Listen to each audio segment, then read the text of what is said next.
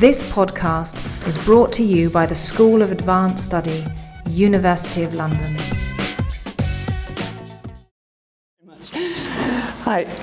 My paper is going to focus on Rosie Carpe, which is a novel by the contemporary French writer Marie NDiaye. A bit of background: she was born in 1967 of a white French mother and a black Senegalese father, whom she hardly knew. She's always insisted that she's not a francophone African writer and that she sees herself as a writer and not as a woman writer. She has 3 children, but would probably also resist being described as someone who writes as a mother. But mothers, bad or inadequate ones, are a feature of this novel, and the Rosie of the title is one of them. Any woman who becomes a mother, of course, takes on a new subjective identity and forms new relationships, in particular with this new person she's brought into the world. Her self-representation as a mother will naturally be influenced by the attitudes of family, friends and professionals, by half-forgotten stories and images, and by the cultural and the religious norms of the society in which she lives. My particular interest in this paper is to look at how what I will term the mythology of the Virgin Mary is woven into the narrative of Rosie Carpe, so as to explore Rosie's inner experience of maternity and her sense of identity and her self-representation as a mother. The paper especially addresses 2 of this workshop's aims. How do mothers' religious or spiritual beliefs impact on their mothering and on their sense of self as mothers? And in what ways does religion or spirituality either help or problematize the practice of mothering? I also want to just suggest that Rosie's sad experience of being a mother, rather surprisingly, refreshes the human stories that lie at the root of the biblical narrative. The Virgin Mary icon doesn't emerge from this novel as a role model to be recommended for contemporary motherhood, but it is at the heart of the discourse in the novel's text around the failure of contemporary society to properly valorize the maternal experience. Motherhood in the novel is represented as bleak, but the reader does access, through Rosie, the inner world and the raw experience of the mother, unmediated by intellectualization, social expectations, or religious influence. I'll start with a brief summary of what happens in the novel, including the ending. The story is told primarily through the consciousness of 2 characters.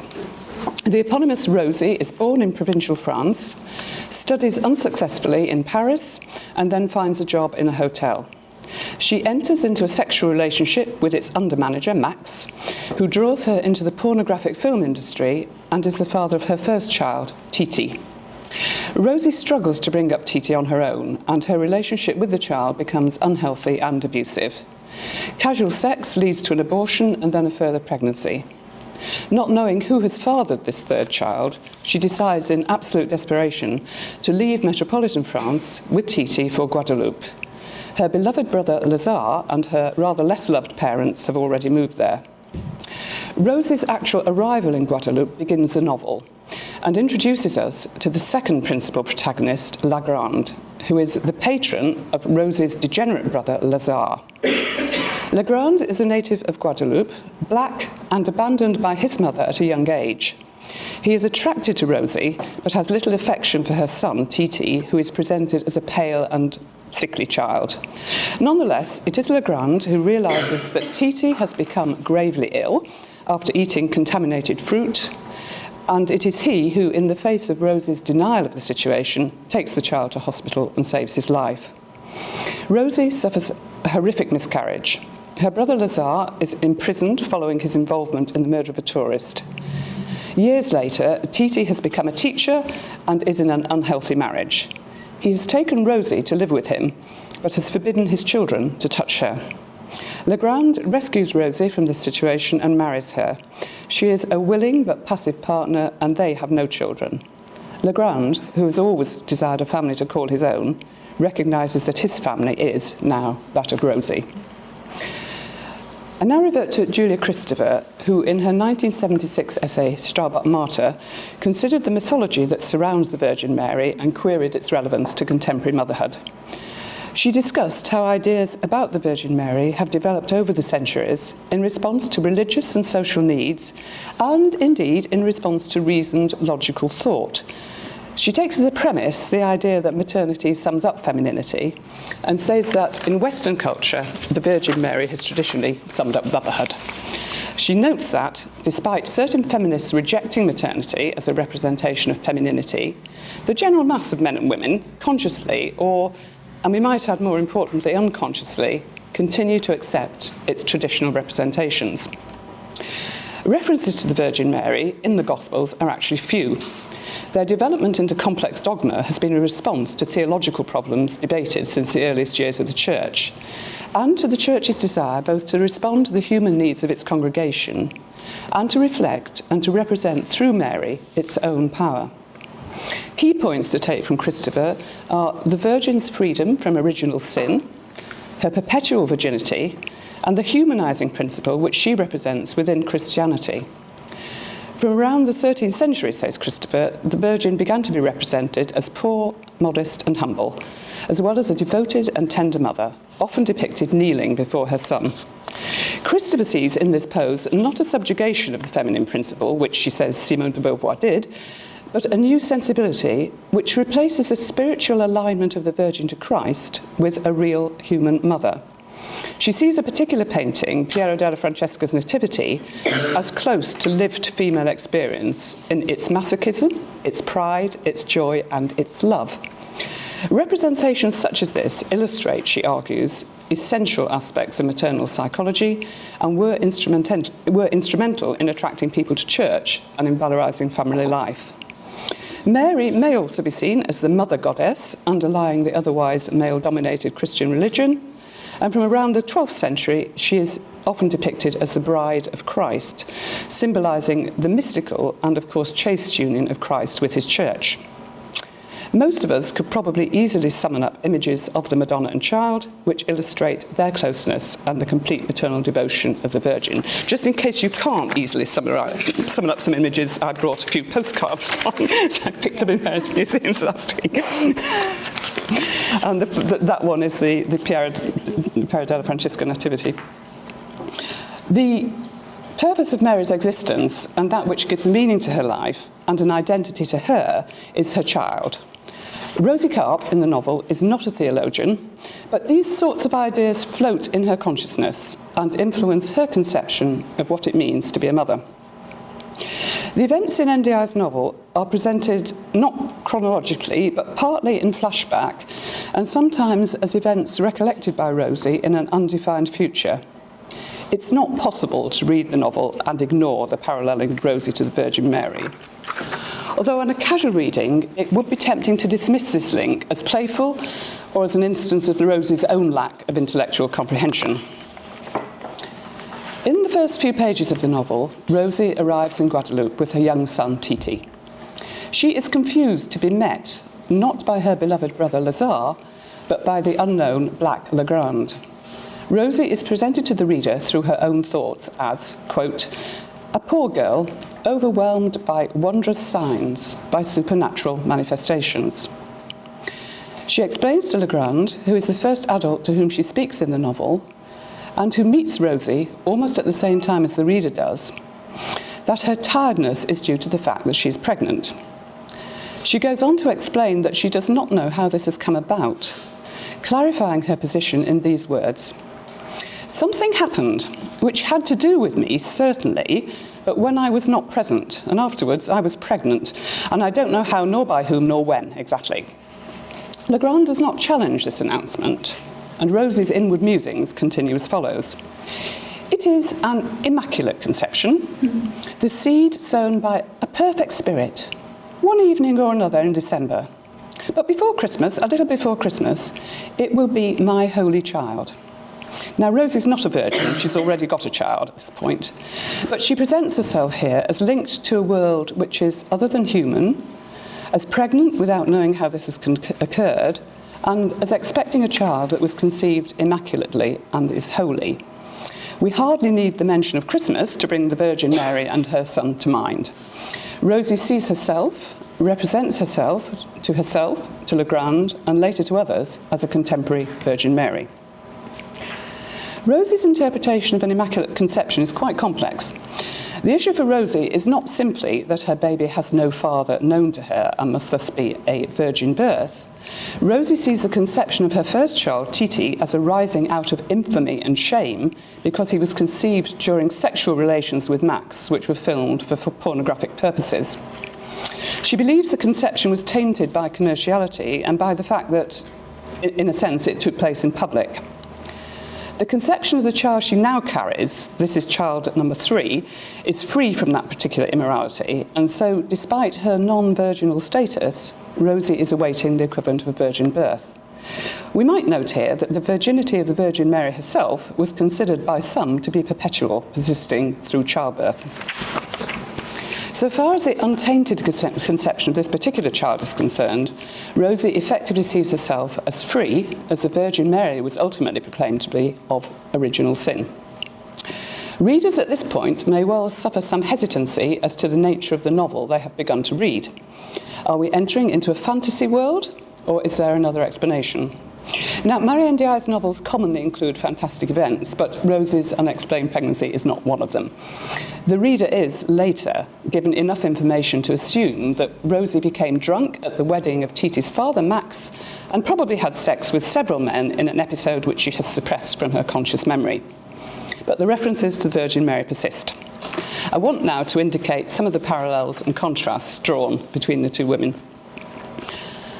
The Virgin Mary first appears in Luke's Gospel when she's informed by the angel Gabriel that she will bear a child through the Holy Spirit. Mary's reaction is uncomprehending astonishment. How shall this be, seeing I know not a man? She is reassured by the angel and accepts her destiny, her acknowledgement followed by the Magnificat, a poem of joyful submission to a higher will. In Matthew's Gospel, when Mary is found to be with child, the reaction of her affianced husband Joseph, with whom she has not yet had sexual relations, is to put her away privily. But fortunately, he's reassured in a dream by an angel and he accepts Mary. Rose's reaction to finding herself unexpectedly pregnant is similarly astonishment and bewilderment. As she receives no explanatory angelic visitations, she is driven to ask her work colleagues if they know who the father of her baby is. They can't help. Max, who might be considered the nearest equivalent in the novel to Joseph, provides no support. On the contrary, he accuses her of drunken debauchery and threatens her with dismissal from her job. A drunkard, that's what you are. Be careful, we won't hang on to you long. The mystery of the Virgin Mary's pregnancy is, to a degree, a mystery inseparable from every pregnancy. In vitro fertilization aside, the moment of conception is always hidden from view, and the time of its occurrence unknown. Every pregnant woman receives the equivalent of an annunciation from a doctor or from a chemical test. Even if the news is desired and greeted with pleasure by the mother-to-be, its advent cannot be controlled by her. Like the Virgin Mary and Rosie, every newly pregnant woman finds herself the subject of a fait accompli. The conception of the Son of God by the Virgin Mary is, of course, a religious mystery, a matter of faith. A strange sense of awe is also felt by Rosie when she becomes aware of her pregnancy, and it's strong enough to prevent her arranging an abortion. She has managed this on a previous occasion. She thinks of the conception as the result of an unhappy miracle. The day after the wedding, she had woken without the slightest suspicion of the mystery which already lived in her. The language used insists that this is a mystery in a supernatural or spiritual as well as a practical sense. Rosie decides that she can only support the presence within her of that thing which an obscure reverence prevented her disposing of by consenting to it fully, boldly, and even, as far as possible, joyously. To the reader, Rosie's self-identification with the Virgin Mary may appear at worst absurd, at best ironic. However, throughout this novel, Rosie's identity and sense of self, such as it is in a process of disintegration. Her trip to Guadeloupe is an attempt to find a new identity, and her annexation of the persona of the Virgin Mary must be interpreted as an attempt to give meaning to an unexplained event, and to give herself an acceptable identity. For Rosie, traditionally educated but not intellectual, the Virgin Mary is in some ways an obvious model to choose. They share a name. Rosie's given name is Rosemary.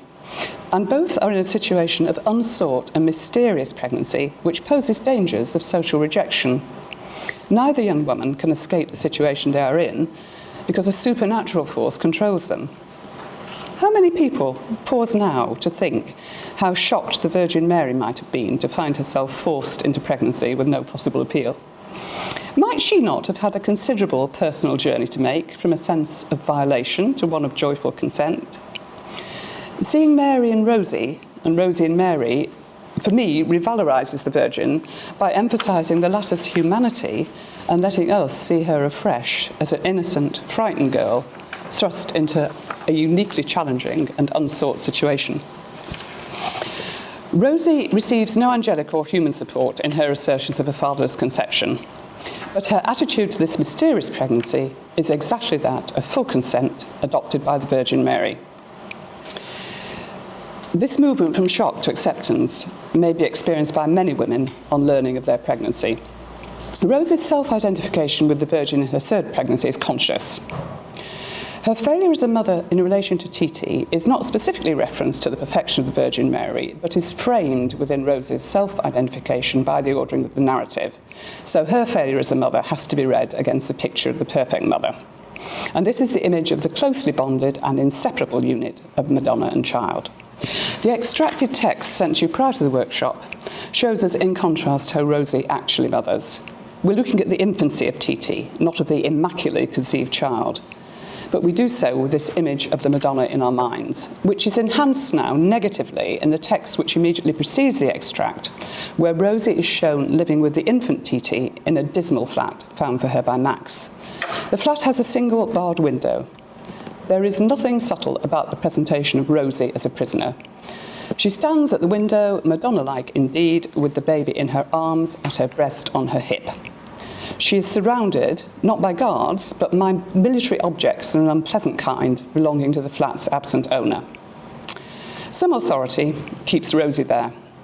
This consists of Max's expectations and her own. She knows that total devotion is expected of mothers, and at first this is what we see. Rosie's life is determined by the needs of the baby. There is an endless routine of feeding, changing, and putting to sleep a baby who wakes again for the process to be repeated. In the extract you have, their wordless bond is broken when Rosie's milk dries up. Rosie tries to feed the baby from a bottle and he resists violently. She perseveres with bottle and empty breast until the baby and Rosie are both exhausted. The baby's crying and Rosie's attempts to nurture it cease. Rosie, dimly aware that the baby's life is in danger, convinces herself that she is doing all that is necessary and hides the true situation from herself and from Max. Only his chance request to see the baby saves it from death. I want you to note in this extract the boldness of the narration. It's unembroidered with cultural references, no appeals to the Virgin Mary, to maternal instinct, to childcare manuals, to family or to friends. This is motherhood in the raw, unmediated. Rosie's desperation and that level of exhaustion which leads you to doubt whether you're awake or asleep, whether you've done something or dreamt you've done it, are probably familiar to most new mothers. Two quotations in particular, Rosie's plea to Titi as her sense of self dissolves into his screaming. What do I do now then? What can I do? She seeks help from the one person who can't give it. The infant, who has no words with which to tell his mother what he needs, and no accumulation of knowledge, experience, or culture which would even help him to interpret his own needs to himself. Secondly, there's Rosie's unuttered and unheard cry. It's such a burden to do what I have to do. If only someone could free me from it, even if just for one day. Motherhood, sought or unsought, is a life sentence, and there is no reprieve and no parole. The image of the Madonna and child, which frames this brutal representation of failure, throws the raw experience of mothering a child into relief. Faced with her baby's reluctance to feed, the ideal of devotion on which Rosie might be said to have patterned her mothering collapses. It is the very closeness and the very exclusiveness of the mother-child relationship that leads to disaster. There are many other references in this text to the Bible, to voodoo, and there is an equation of Lagrange, which is more subtle than the one of Rosie to the Virgin Mary with Christ. He is a Christ-like figure, but an unconscious one. I don't have time to go into all the other things now, but In conclusion, as Christopher would agree, the Virgin Mary is outdated, even dangerous, as a model for contemporary motherhood. But this is not, of course, to say that religious models are unimportant. Even loosely held or partially understood religious beliefs can shape our sense of identity voluntarily and involuntarily. Rosie found her active adoption of the model of the Virgin Mary helpful when she had to cope with an unexplained pregnancy. Certain virtues valorized by religion, in particular the empathy shown by Legrand for the suffering of others, in particular of Titi, have a positive role to play in society. Generally, this novel depicts the influence of religion as pervasive, even when it is negative and even when it is unconscious. Christopher's essay notes that a contemporary discourse for maternity to replace the Virgin Mary is needed. It's difficult, though, as Rosie's experience makes clear, to develop your own mothering model when, as a single mother, you mother in isolation, and when love and support, especially perhaps that of your own mother and family, is lacking. Thank you.